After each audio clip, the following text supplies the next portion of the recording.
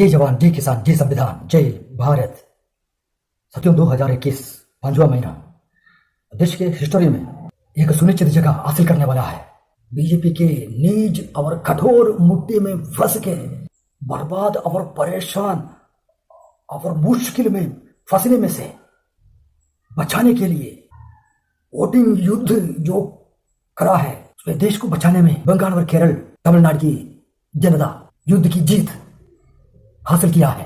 Ruling power, money power, muscle power, पूरे power इस्तेमाल करते हुए भी 70 सीट से आगे पहुंचने में बीजेपी को नहीं दिया है बंगाल की समझदार जनता। साथियों, मेरा रिसर्च के अनुसार 8 से लेकर 9 सीट से ज्यादा बीजेपी बंगाल में पहुंचने वाला नहीं था। फिर भी मानना पड़ेगा बंगाल की समझदार जनता को। अच्छा बुरा समझने वाला बंगाल की जनता बीजेपी के जैसा नीच और उग्र आतंकवाद पॉलिटिकल पार्टी को हराने में कामयाब हो गया है। सभी बंगाल की जनता को मैं तहे दिल से शुक्रिया अदा धन्यवाद करता हूं। साथियों, समझदारी की बात क्या है तो समझदारी में सबसे आगे केरल की जनता है। बीजेपी के असली रूप पहचानने में सबसे ज्यादा कामयाब हो गया केरला की जनता। बीजेपी के जैसा एक नीच पॉलिटिकल पार्टी को एक भी सीट केरल में नहीं दिया है। बीजेपी पार्टी की नीच घटिया खड़ोर हाथ में से देश को बचाने का आपका कोशिश, कठिन मेहनत को तहे दिल से शुक्रिया अदा धन्यवाद करता हूं। साथियों, पौंडीचेरी में गलती जनता का नहीं था, कांग्रेस के बेकार फालतू नेता लोगों के आलसीपन और नजरअंदाज इसके वजह से पौंडीचेरी में बीजेपी पावर में पहुंच गया है। DBP 2 चैनल यानी देशभक्त पॉलिटिकल चैनल में आपका बहुत बहुत स्वागत करता हूं। साथियों, मैं हूं आपका साथ उमर फारूक। साथियों, कोरोना के बारे में आपका क्या राय है? कोरोना है क्या चीज? कोरोना किसका प्रोडक्ट है? ये सब सोचने वाली बात को नजरअंदाज करके लॉकडाउन की छुट्टी मना रहा है देश के जनता। साथियों, कुछ पाने के लिए कुछ खोना पड़ता है, ऐसा बिना कारण से कुछ होता ही नहीं है। साथियों, कोरोना वायरस एक बनाया हुआ प्रोडक्ट है। जाहिर है बनाने वालों का इरादा जनता को डराओ और पैसा कमाओ। साथियों, बहुत ध्यान से सुनना। अपना दिमाग को तेज कराने की जिम्मेदारी अपना आप में निर्धारित है। साथियों, आप समझदारी से काम करने वाला रहा तो जिंदगी में आगे बढ़ने का प्रक्रिया आपका बहुत आसान होता है। साथियों, अपना देश में होने वाले एक एक मूवमेंट में आप ध्यान दिया होता तो आप बहुत बड़ा समझदार बन जाता है।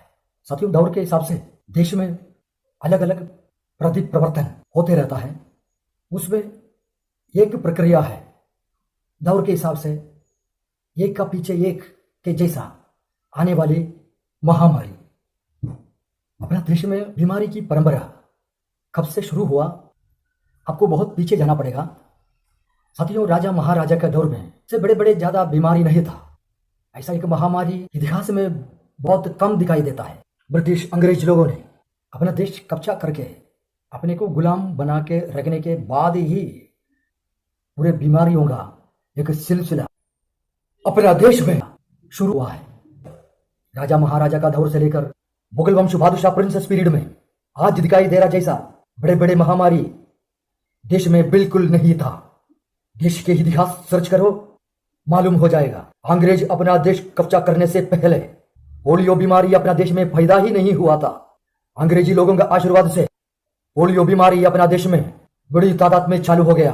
उसके पीछे टीबी के साथ ही साथ कुष्ठ रोग, उसके साथ कैंसर, उसके पीछे कोलेरा, उसके पीछे मलेरिया, इसके पीछे लोगों को डरा के धमका के जान ले लेते हुए एड्स पैदा हुआ। उसके बाद डेंगू बुखार चालू हो गया। उसके बाद चिकनगुनिया, उसके पीछे टमोटा गुनिया जो ऐसे बीमार थे तो अपना स्किन के अंदर टमोटे के जैसा बड़े बड़े फोड़े पैदा होते थे, उसके अंदर पानी भर जाता था। उसके बाद अगर वो फाव फोड़ दिया होता तो लाखों सैकड़ों कीड़े उसके अंदर अंदर से बाहर निकलते थे। जो वो बीमारी जल्दी से जल्दी कंट्रोल में आ गया, बहुत अच्छा हुआ। तो ऐसा एक बीमारी था टमोटर गुनिया। साथियों, कोलेरा बीमारी बीच में धूम मचा के चला गया। सन 2091 में अपना देश को डरा के धमकाते हुए देश की जनता को समझदार बनने के लिए एक बेहतरीन मौका बन के चूहा से पैदा होके हवा से फैलने वाला प्लेग बैक्टीरिया अपने देश में हमला चालू कर दिया। साथियों, देश में प्लेग बैक्टीरिया शुरू होने के बाद अपना अड़ोसी पड़ोसी मुल्क लोगों के जनता के हिफाजत करने के लिए अपना नियर फ्रेंड्स कंट्रियां भी अपना देश से बातचीत तक बंद करके, लेन देन बंद करके इन लोगों के देश की हिफाजत कर रहा था। साथियों, कोरोना वायरस के भयानक हमला अपना देश को डराने से पहले प्रधान सेवक अचानक जी का मासूम स्टाइल भाषण आपको याद होगा। वो भाषण का मेन अल्फाज मसाला ये था, भाइयों और बहनों, देश में हवाई चप्पल पहनने वाला लोगों को हवाई जहाज से चलने लगाता हूं। साथियों, नतीजा ये निकला, लॉकडाउन लगाए बाद लोगों को हवाई जहाज में चलने की बहुत दूर की बात है, हवाई चप्पल पहनने का तक नसीब लोगों को नहीं बचा है। साथियों, चाइना में से कोरोना वायरस फैलने की रिपोर्ट आए बाद अपना देश के प्रधानमंत्री कुर्सी में बैठ के साइन करने वाले अचानक जी अपना देश के बचाव करने के लिए क्या क्या बंदोबस्त कर रहे थे, क्या फैसला लिया था, क्या कार्रवाई करा था, ये सब इतिहास के रूप से आपका सामने है।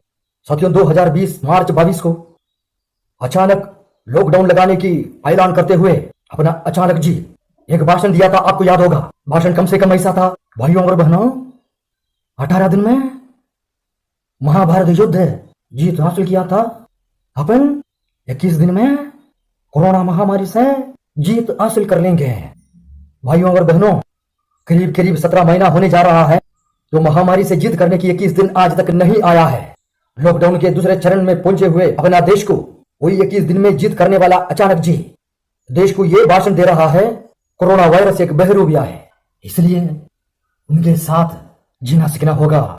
साथियों, में अपना देश के मौजूदा हुक्मरान को अचानक जी जो नाम है बेहद मजबूती के साथ सूट होता है। इसलिए सूट होता है, 70 साल उम्र की अपना देश 15 प्रधानमंत्रियों का दौर को दृढ़ साक्षी बन चुका है। देश से जुड़ा हुआ प्रॉब्लम का फैसला लेने की और हल निकालने की बारी में देश की कानून, मर्यादा, परंपरा, प्रोटोकॉल की उल्लंघन करके हवा में उड़ाते हुए बिना सोचे समझे देश और जनता की राय लिया बिना अपना मन की फैसला अचानक लगा दिया जाता है।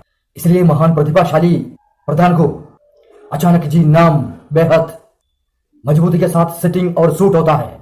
अचानक नोटबंदी करना, अचानक जीएसटी की पत्थर उठा के व्यापारियों का सिर पे ठोकना, अचानक लॉकडाउन लगा के देश और जनता को देखो बेकार और परेशान और दरिद्र बनाना, और अचानक क्या क्या करा है आप सुन लीजिए। बड़े जोर से भारत के महान प्रधानमंत्री, यशस्वी प्रधानमंत्री, अब मैं ये पूछना चाहता हूं, भूटान को 10,000 करोड़, मंगोलिया को 70,000 करोड़, बांग्लादेश को 15,000 करोड़, मॉरिशस को 5,000 करोड़, नेपाल और अफ्रीका के देशों को 39 अरब करोड़, सरदार स्टैच्यू को 3,000 करोड़, उद्योगपतियों का ऋण माफ करने के लिए 5,55,000 करोड़, मोदी की विदेश यात्राओं पर 25,000 करोड़ और बीजेपी का मुख्यालय का 350 करोड़, मोदी और बीजेपी के विज्ञान पे 5,000 करोड़, मोदी की सुरक्षा में 24 घंटे में 1 करोड़ रुपए दिन का खर्च कर रहे हैं और साल में 591 करोड़ 30 लाख रुपए आप खर्च कर रहे हैं। और पिछले 5 सालों में कुंभ के मेले में 15,000 करोड़ और यूएसए के प्रेसिडेंट ट्रंप को नमस्ते करने के लिए 100 करोड़। आपने जो है भारत को उच्चतम बेरोजगारी के दर पर पहुंचा दिया है।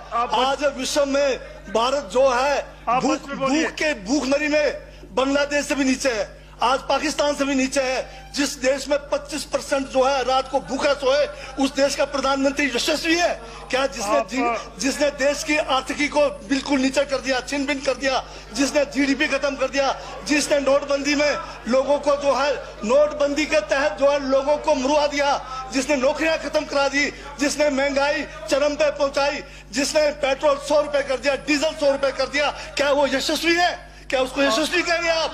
यशस्वी प्रधानमंत्री है आपका, जिसने भारत के सैनिकों को शहीदों की संख्या पिछले 30 सालों में सबसे ज्यादा है, जिसने देश के अंदर चीन को घुसा दिया, क्या वो यशस्वी प्रधानमंत्री है? बजट पे बोलिए। माननीय सभापति महोदय, ये बजट में जिक्र हुआ है यशस्वी प्रधानमंत्री का और मुझे उसका जवाब देने का पूरा अधिकार है, जो मुझे कोई छीन नहीं सकता है। देश का जो है आज बिल्कुल देश को आर्थिक रूप से कंगाल, राजनीतिक रूप से कश्मीर से कन्याकुमारी जो अखंड भारत है वो खंड होने जा रहा है।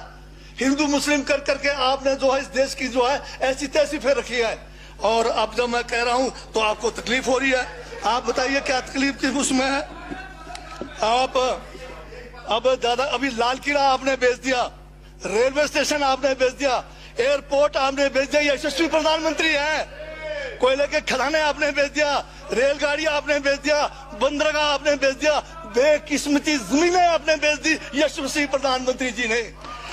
और कहते हैं कि देश बदल रहा है, देश बिक रहा है। महाराज ये कहिए देश बिक रहा है। LIC तैयार है बेचने के लिए, IDB भी तैयार है, ये जो एयर इंडिया तैयार रखा हुआ है, BSNL बेचने वाले हैं, ONGC बेचने वाले हैं। छोड़ने वाले क्या? आखिर में ये देश को भी बेच के चले जाएंगे।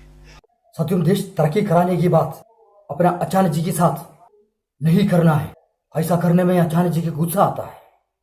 ऐसा बात करने वालों को उनको एंटी नेशनल बनाने का चक्कर में आ जाता है। देश बर्बाद करने वाली बात बोलो, अपना अचानक जी बहुत तेजी से करते आ रहा है।